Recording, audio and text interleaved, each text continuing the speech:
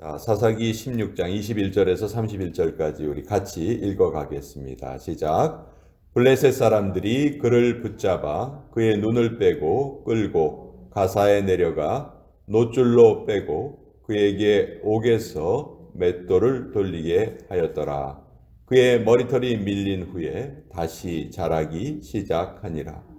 블레셋 사람의 방백들이 이르되 우리의 신이 우리 원수 삼손을 우리 손에 넘겨주었다 하고 다 모여 그들의 신 다곤에게 큰 제사를 드리고 즐거워하고 백성들도 삼손을 보았으므로 이르되 우리의 땅을 망쳐놓고 우리의 많은 사람을 죽인 원수를 우리의 신이 우리 손에 넘겨주었다 하고 자기들의 신을 찬양하며 그들의 마음이 즐거울 때에 이르되 삼손을 불러다가 우리를 위하여 제주를 부리게 하자 하고 옥에서 삼손을 불러내매 삼손이 그들을 위하여 제주를 부리니라. 그들이 삼손을 두 기둥 사이에 세웠더니 삼손이 자기 손을 붙든 소년에게 이르되 나에게 이 집을 버틴 기둥을 찾아 그것을 의지하게 하라 하니라. 그 집에는 남녀가 가득하니 블레셋 모든 방백들도 거기에 있고 지붕에 있는 남녀도 3,000명 가량이라. 다 삼손이 제주 부리는 것을 보더라. 삼손이 여호와께 부르짖어 이르되 주 여호와여 구하옵나니 나를 생각하옵소서.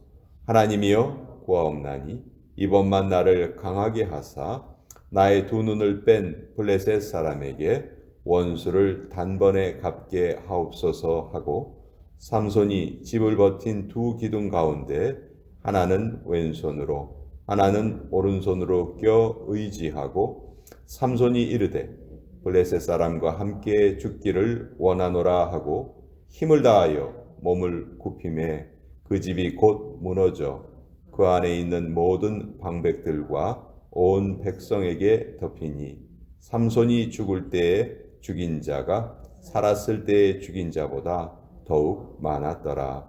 그의 형제와 아버지의 온 집이 다 내려가서 그의 시체를 가지고 올라가서 소라와 에스타올 사이 그의 아버지 마노아의 장지에 장사하니라. 삼손이 이스라엘의 사사로 20년 동안 지냈더라. 하나님의 말씀입니다. 아멘. 자, 사사기에는 12명의 사사에 대한 기록이 적혀 있는데요. 물론 마지막 사사는 사무엘이에요. 그런데 사무엘의 이야기는 이 사사기 다음 책인 이제 사무엘 상서에 기록되어 있죠. 그래서 사사기에 기록된 12명의 사사 중에서는 이제 삼손이 마지막 사사로 기록되어 있습니다. 그리고 오늘 우리가 읽은 부분은 삼손의 마지막 최후의 장면이에요. 삼손의 마지막 최후의 장면은 참 어떻게 보면 좀 슬퍼요. 그렇죠? 천하장사였던 삼손이 눈을 뽑히고 블레셋 사람들 앞에서 이스라엘의 사사가 한낱 제주 부리는 그런 사람으로 전락하고 모든 모욕을 다 받게 됩니다. 그래서 마지막 순간에 하나님께 구해서 블레셋 사람들과 함께 목숨을 잃는 그런 장면인데요. 이런 모습을 보면 삼손의 마지막 모습이 참 너무 우리를 숙연하게 하죠. 근데 이 16장 앞부분에 나타난 삼손의 모습은 또 한없이 우리를 답답하게만 만듭니다. 삼손은 태어날 때부터 나실인으로 태어났어요. 나실인은 레위인이 아닌 사람이 하나님께 자기 자신을 드려서 하나님의 일꾼으로 봉사하겠다. 그래서 나실인의 서약을 하게 됐죠. 근데 삼손은 태어나면서부터 그 부모가 삼손을 나실인으로 드렸고, 그래서 평생 나실인이 지켜야 하는 그 세 가지 규례를 꼭 지키면서 살아야 했어요. 머리털을 깎으면 안 됐고, 또 포도나무의 열매를 먹으면 안 됐고, 또 시체를 만지면 안 되고, 이런 나실인의 규례를 꼭 지키면서 살아야 하는데 삼손이 자라온 모습을 보면 그런 것이 전혀 지켜지지 않았습니다. 딱 한 가지 삼손이 지키고 있었던 것이 있었는데 자기의 머리털을 밀지 않았던 것이죠. 근데 삼손이 그런 천하 장사로서의 힘을 가지고 있었지만 아마 성경에 기록된 사람들 중에서는 가장 힘이 센 사람이 삼손이었을 거예요. 근데 그 큰 힘을 삼손이 제대로 사용하지를 못합니다. 삼손의 생애를 보면 세 명의 여인이 나타나요. 근데 그 세 명의 여인이 다 이방 여인이었고 마지막 세 번째 만난 여인이 바로 그 유명한 들릴라였어요. 근데 이 들릴라도 블레셋 여인입니다.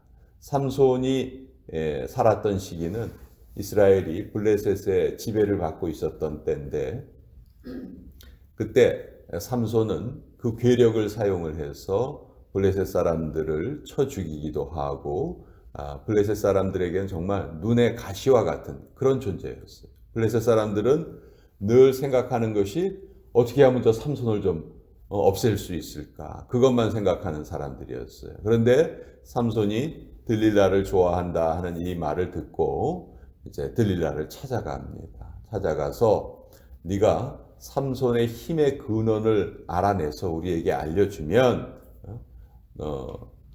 우리가 은을 1100세계를 주겠다. 1100세계를 주겠다 이렇게 얘기하는데 5명의 지도자가 찾아가서 그 말을 하니까 5500세계를 주겠다 이 말이죠. 근데 당시 한 사람의 노동자가 1년 내내 일해서 받는 월급이 10세겔이었다고 해요. 그러니까 5,500세겔이라는 액수는 정말 엄청난 액수죠.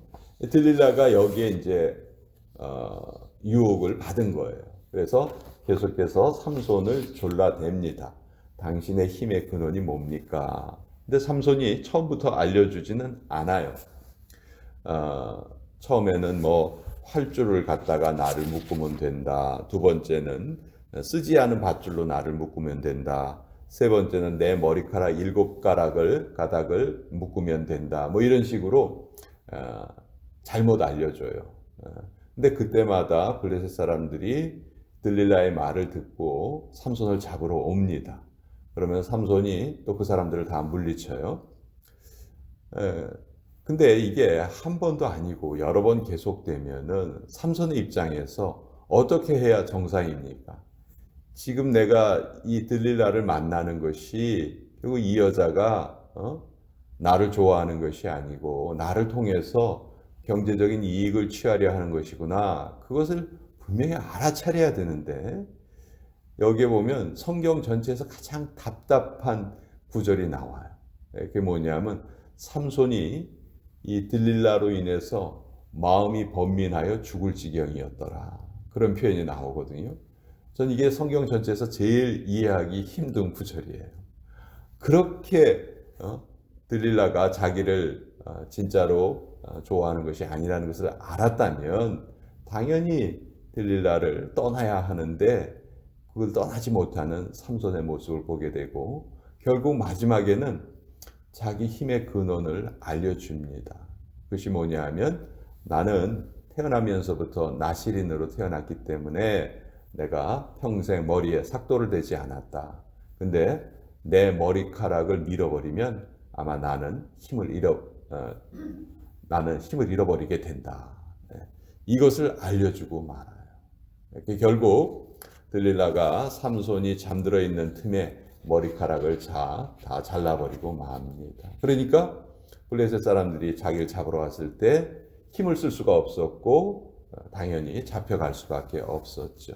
잡혀가서 눈을 뽑힙니다. 눈을 뽑히고 쇠사슬에 묶여서 블레셋 사람들 앞에서 그 제주를 넘는 그런 어떻게 보면 마치 서커스단의 무슨 뭐 동물들처럼 그런 신세로 전락하게 된 거예요. 하나님의 사람으로 어려서부터 구별된 삼손, 이스라엘의 사사로 하나님께 선택받은 삼손이 이렇게 참 비참하게 낮아진 모습을 보게 됩니다. 근데 오늘 우리가 읽은 구절에서 또 꼭 기억해야 되는 구절이 22절이에요. 그의 머리털이 밀린 후에 다시 자라기 시작하니라. 네, 이게 바로 하나님께서 다시 삼손의 삶을 긍휼히 여기시고 그에게 다시 하나님의 능력이 임하기 시작했다 하는 것을 우리에게 나타내 주는 것이죠. 정말 하나님은 참을성이 많으신 분이신 것 같아요. 우리 같으면 삼손 다시는 얼굴도 보려고 하지 않겠죠. 네가 어떻게 살든 난 이제 모르겠다. 네가 알아서 살든지 죽든지 해라. 이렇게 할 것 같은데 하나님께서 다시 삼손의 머리털을 자라게 하신다. 즉 하나님의 은혜가 떠나지 않으시고 다시 삼손에게 긍휼을 베푸십니다. 그리고 오늘 우리가 읽은 부분에 보면 삼손이 마지막 죽을 때 그렇게 장렬하게 죽는 모습을 우리가 보게 됩니다. 왜 삼손이 나면서부터 그렇게 천하장사로서의 능력을 가진 삼손이 이런 비참한 최후를 맞이하게 됐는가? 한마디로 저는 자기의 정체성을 몰랐기 때문이다. 그 자기의 정체성을 자꾸 잊어버렸기 때문이다. 그래서 어떤 면에서 보면 우리가 삼손을 참 조롱하기도 하고 왜 삼손은 저런 삶을 살았을까 안타까워하지만 따지고 보면 우리 하나님의 백성이라는 그 우리의 정체성을 잃어버리고 살 때, 그것을 인식하지 못하고 살 때 우리도 삼손과 거의 똑같은 삶을 살지 않는가. 저는 그렇게 생각을 합니다. 그래서 삼손의 이 모습은 참 우리에게 많은 생각할 거리를 남겨주는 것 같아요.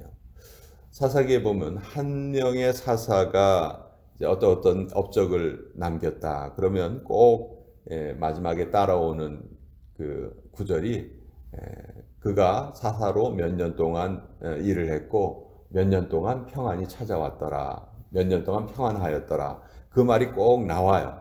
사사기를 쭉 읽어보면 꼭 나오는데 안타깝게 삼손의 죽음 다음에 몇 년 동안 평안하였더라는 그런 표현이 없습니다.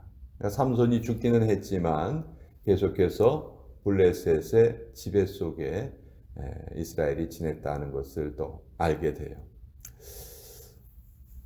우리 애들 부르는 동요 중에 그런 거 있죠. 즐겁게 춤을 추다가 그대로 멈춰라. 딱 그렇게 부르면 뭐 애들이 막 놀다가 이렇게 딱 몸을 멈추고 하는 그런 놀이가 있죠. 우리가 이 노래의 구절처럼 어떤 유혹이 찾아올 때 우리가 그대로 멈출 줄 알아야 돼요.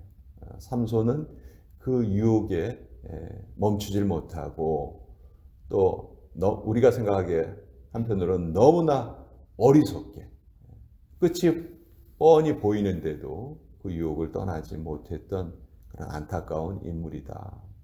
그렇지만 이것이 우리의 삶에 던져주는 그 질문은 오늘 하루뿐만이 아니고 계속해서 우리의 인생 내내 우리에게 하나님께서 삼손을 통해서 질문하고 계신 것이다. 저는 그렇게 생각을 합니다.